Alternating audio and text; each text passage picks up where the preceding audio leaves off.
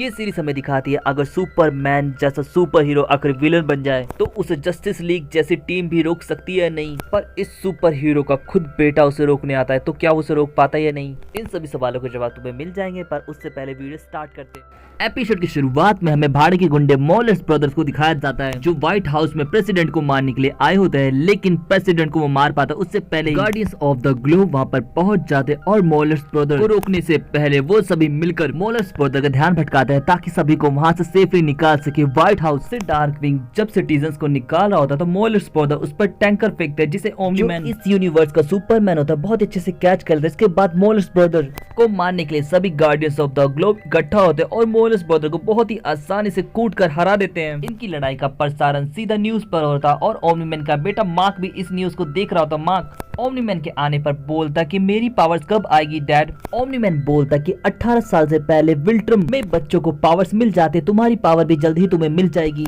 Mark बोलता हाँ देखते हैं और वो बाहर जाकर उड़ने की ट्राई करने लगता है, पर उसकी पावर नहीं आई होती तो उसे बस लेकर ही अपने कॉलेज जाना पड़ता है। कॉलेज में उसका दोस्त विलियम व्हाइट हाउस के अटैक के बारे में मार्क से बात कर रहा होता। मार्क बोलता ये बात मुझे पता है, कुछ नया बताओ। लेकिन तभी मार्क नोटिस करता है कि टॉड एम्बर को परेशान कर रहा है तो वो टॉड को समझाने जाता है, लेकिन टॉड उसे पीट देता है। लेकिन एम्बर टॉड को मार्क से बचाने के लिए टॉड के अंडे फोड़ देती है। अब टॉड को अपनी इज्जत बचाकर वहाँ से भागना पड़ता है, जिसके बाद एम्बर मार्क को थैंक यू बोलती है और वहाँ से चली जाती है। फिर हमें मार्क को अपने शॉप पे दिखाया जाता है जो काम करते हुए जब कचरा थ्रो कर रहा होता तो वो स्पेस में चला जाता है। मार्क ये बात डिनर टाइम पे अपने पेरेंट्स को बताता है कि उसकी पावर शायद आ रही है।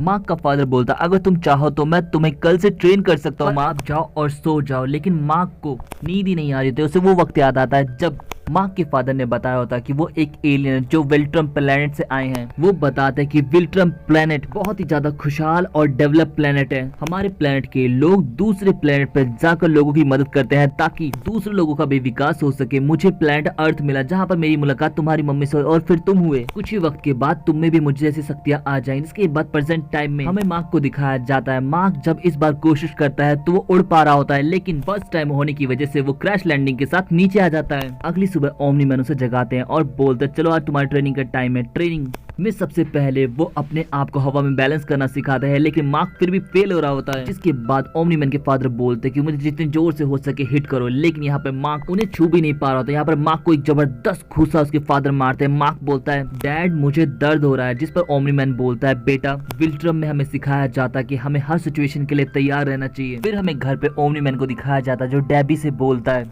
डेबी मार्क की शक्तियाँ काफी लेट आई है, कभी कभी तो मैं सोचता हूँ काश मार्क की शक्तियाँ कभी आई ही नहीं होती तो हमारे लिए ज्यादा अच्छा रहता। पर मार्क ये कन्वर्सेशन सुन लेता है और वो काफी गुस्से में कॉलेज जाता है। गुस्से में उसका सामना टॉड से होता है। टॉड को वो बोलता है जितनी जोर से हो सके टॉड मुझे मारो। टॉड मारते मारते थक जाता और खुद वहाँ से चला जाता है। जिसके बाद मार्क शहर में अपना गुस्सा निकालने के निकलता है और उसका सामना टाइटन नाम के विलन से होता है, जिससे मार्क की अच्छी टक्कर होती है, लेकिन मार्क फिर भी उसे हरा देता है। टाइटन को हराते ही मार्क का फादर ओमनी-मैन वहाँ पर पहुंचता और बोलता है बेटा तुम ये क्या नमूना बन के घूम रहे हो और ट्रेनिंग कंप्लीट होने से पहले ही तुमने लड़ाई शुरू कर दी, वो भी इन कपड़ों में। अगर तुम्हें मार्क सुपर हीरो बनना है तो तुम्हें इसके लिए कॉस्ट्यूम चाहिए। ओमनी-मैन मार्क को अपने दोस्त आर्ट से मिलाता है। आर्ट बोलता तुम्हारे लिए मैं कॉस्ट्यूम बना तो दूंगा मार्क, लेकिन तुमने अपना सुपर हीरो नेम सोचा भी है कि नहीं। जिस पर मार्क बोलता अभी तो नहीं। जिस पर आर्ट बोलता जब कर लेना तो बता देना, उस हिसाब से मैं तुम्हारे लिए सूट डिजाइन कर दूंगा। फिर हमें डेबी को दिखाया जाता जो मार्क को ढूंढ रहे थे, लेकिन मार्क अपनी लैंडिंग प्रैक्टिस कर रहा था। मार्क बोलता मैं कितनी भी कोशिश कर लूं लेकिन मैं डैड की तरह ना फ्लाई कर पा रहा हूँ और ना ही लैंडिंग। जिस पर डेबी बोलती है कि तुम्हें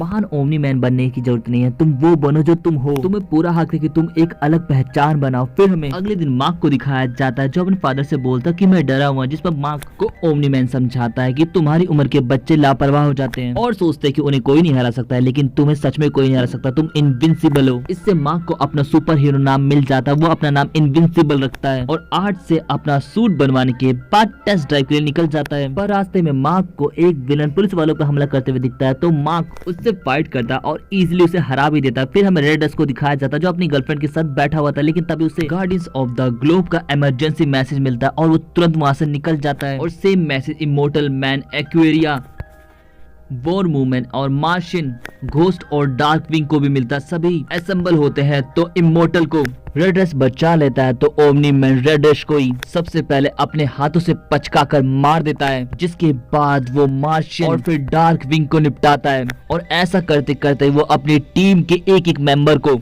खत्म कर देता है। लास्ट में सिर्फ इमोर्टल बचता है। इमोर्टल पूछता कि हम तुम्हारे दोस्त है, तुमने हमारे साथ ऐसा क्यों किया, पर ओमनी मैन बिना उसके सवाल का जवाब दिए उसे भी खत्म कर देता है। लेकिन ओमनी मैन अब खुद भी अधमरा हो चुका होता है, जिसकी वजह से ओमनी मैन भी वहीं पे गिर जाता है और बेहोश हो जाता है। इसके साथ ही ये एपिसोड भी यहीं पे खत्म हो जाता है। अगर आप चाहते हैं कि मैं इनविंसिबल के और एपिसोड एक्सप्लेन करूं तो भाई कमेंट करके बता दो, मैं तुरंत क्या 1 हफ्ते के अंदर सारे एपिसोड एक्सप्लेन कर दूंगा।